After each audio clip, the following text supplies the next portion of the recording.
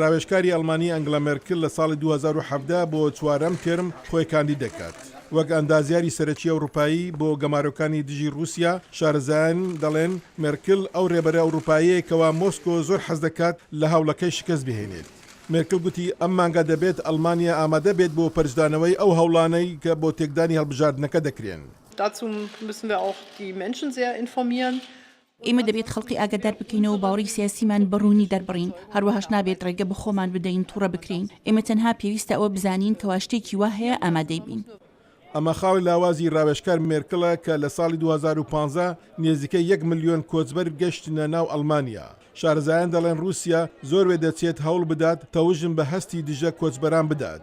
لە مانجیەکی ئەم ساڵ چیرۆکە هەواڵەکی بە ساختە سەبارەت بە کچێکی ئەڵمانی بە ئەسڵ رووسی بە ناوی لیسا کە گوایە گوتوبووی لەلایەن کۆچبەرانەوە دەستدرێژی کراوەتە سەری بۆ مای بەرپاکردنی ناڕزایی لە ئەڵمانیا و هەروەها ئەو تومەتەی کە رووسیا دەڵێت ئەو مەسەلەیە پەردەبۆش کراوە. کچەکە دواترێ دانی پێنە کە ئەوە درۆ بووە. بە پێی شارەزایان رووسیا وێ دەچێت بەر لە هەڵبژاردنەکە پەرە بە هەوڵەکانی چەواشەکاری بدات. ئەوان دەتوانن ئەوە بکەنە ئامانج لە فەڕەنسا و ئەڵمانیا، بەڵام لەبەرەوەی ئەنگلا مێرکل خۆی لە نزیکەوە بەوە ناسراوە پەیڕەوی سیاسەتی وەرگرتنی پەنابەران و داواکارانی پەنابەری بۆ ئەڵمانیا دەکات. ئەوە پێم وایە خاڵێکی لاوازی مێرکلە.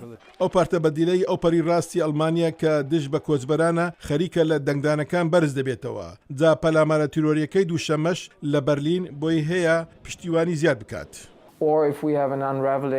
یان ئەگەر شەپۆلێکی دیکەی پەنابەرانمان هەبێت لەگەڵ ڕێککەوتنی یەکێتی ئەوروپا و تورکیا لەسەر مەسەلەیە ڕەنگە ئەوەش فشار لەسەر ئەڵمانیا زیاد بکات.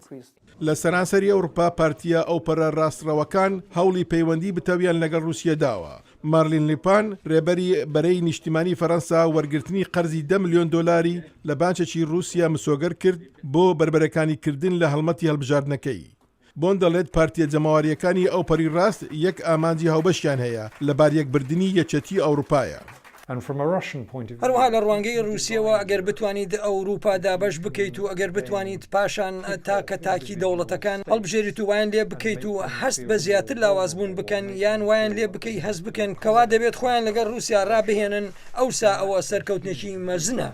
هەروە لەگەڵ دەست بەکاربوونەوەی دۆناڵد ترامپ وەک سەرۆکی ئەمریکا لە مانجی یەک ئەوە یەکێتی ئەوروپا لە هەموو لایەکەوە تاقی دەکرێتەوە.